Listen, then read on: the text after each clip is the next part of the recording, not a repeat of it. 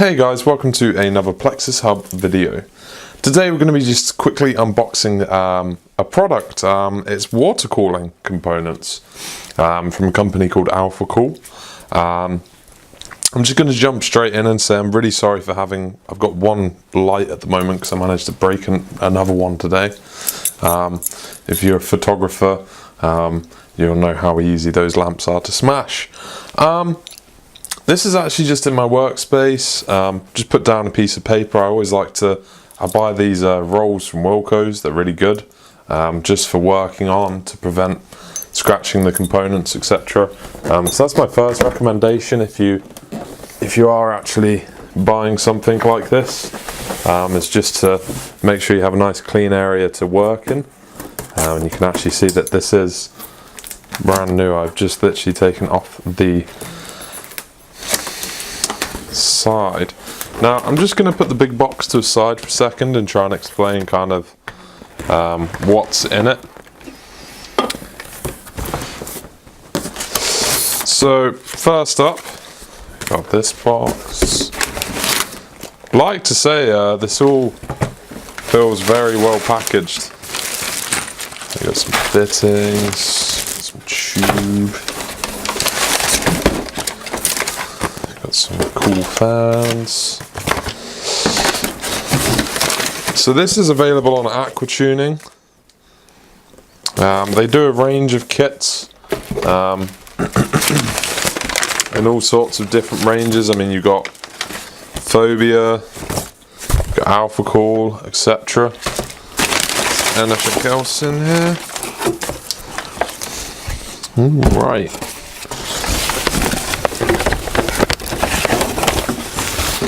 That is everything. So if you didn't know who Alphacool are, they are a manufacturer of water cooling components. They make lots of things. Sorry about the rustle of boxes. You know, from radiators to CPU blocks, they got you covered. I'm just having a flick through the manual to see how good it is at explaining stuff. Oh, that's awesome. First things first, obviously we've got all the products out. You will find kind of this manual in the bottom. It lists kind of what different kits there are, what's in the different kits, by the looks of it, how to install all the different kits. I'm just going to chuck that to a side for a second. So starting off with what actually comes in the box, straight up we've got a set of fans. Obviously this is a 240mm rad kit that I've gotten. It's the XT45, which is quite a thick rad. One thing to look out for when you're buying water cooling components is to make sure you've got a radiator that's big enough for A, your case, and B, what you're deciding to cool. So we've got a set of fans there. Obviously, the general rule of thumb most people run with is a 120mm rad should do fine for each component in the loop. But in my personal recommendation, more is always better. If you can accommodate for more rads, then buy more rads. It's mainly so that the actual loop runs a little cooler, so you can basically get the advantage of silent performing. Now, the next box I'm going to show is the Lang DDC-1T. Now this is the pump. And a few notes on these: don't just get these out and plug them straight into a Molex, however tempting it may be.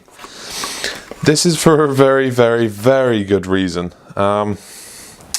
If you plug one of these in to a dry pump, to a dry loop rather, you're going to break this. These are wet running pumps. They need water in the bearings, otherwise they break. But basically, quite simple. These just sit on a loop, on your reservoir or underneath them, and they come apart. There's all sorts of different ways that they can be used. I'm going to chuck that to the side for a second. The next thing we have here is a 24-pin jumper. This is basically so that you can start your PC without having everything plugged in.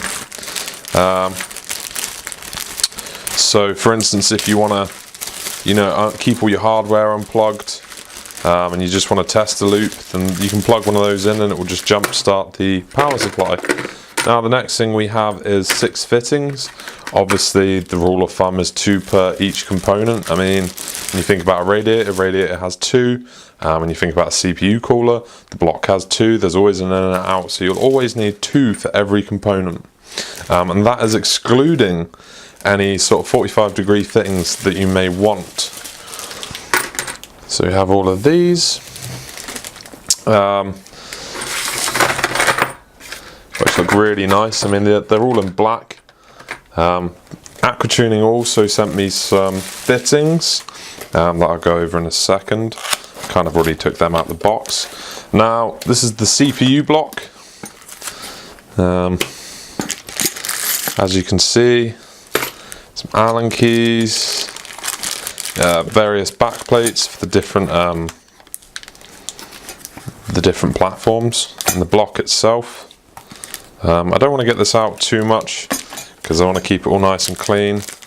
But as you can see there, block nicely packaged. I actually got to say, I mean, currently there's the EK Predator on the market, which is an all-in-one cooler from EK, and that comes with, it's basically the same as this. I mean, it's a 240 or a 360 rad with the ability to expand the loop. But a friend of mine actually had a problem with his in that it pissed coolant all over his CPU. So, and there's been a few other people with problems, and EK make amazing blocks, but I'm not entirely dead set personally on all-in-one coolers. I mean, this is cheap. I think if like you're looking at a H100 or H110, for instance, they're quite expensive, and this isn't that much more, and you get that whole feeling of customization and doing a bit of DIY. So obviously we have a CPU block. What's in the next box? What could it be? We got a pump out, we got a radiator, we got a tubing. So in the next block, what would it be? So I actually opted for this particular kit because the case I'm planning on building it in, this will be going inside it, in the front drive bay. You can get all sorts of water cooling components for a variety of situations. For instance, if you're using a reservoir that's cylindrical and stands up, you can get one of those. But I like these personally because you can just kind of stick them in your drive bay. You can always keep an eye on them. I mean, this is made of acrylic. The seals look good. I mean, it looks well made. It doesn't look cheap. And obviously that quite easily sits in your drive bay. It looks nice. Cool. And some mounting fixtures for that. We've also got a very big bag of tubing.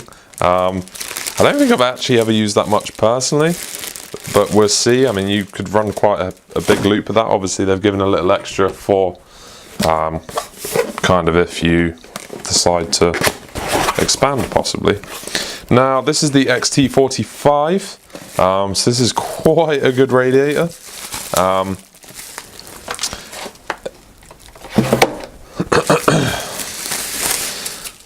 As you can see, don't want to get it out too much to get fingerprints over it. That is the radiator there. Now, generally, the thicker a radiator is, the better cooling performance it has, but that's not always necessarily the case. Hitting studio lamps while doing unboxings.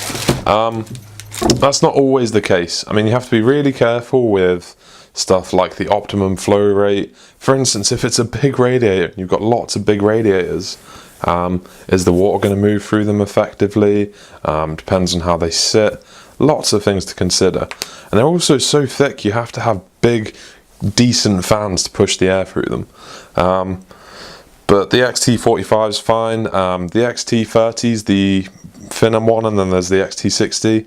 And then I'm pretty sure there's the I want to say the monster rads, they're like 70 something mil, like real big radiators. Now obviously, just quickly talking about this kit, you're getting 6 straight fittings, which is fine. There's nothing wrong with it. If you're working on tight bends, you will want to grab a few extra fittings. So kind of think about what you want to do first and then go from there. Compression fittings are really easy to use. I mean, the tube basically goes in there and then you just tighten it up. There's not really rocket science about it, but you can get all sorts of things. He says, struggling to put the compression fitting on because he's doing it backwards. For instance, this is a 45 degree, so that's if you want a nice gentle bend. Then you've got 90 degree. You've also got stuff like rotary fittings, where it freely moves on its own. I mean, these are just fixed on their own, so they'll obviously sit where you put them, but you can get rotary fittings.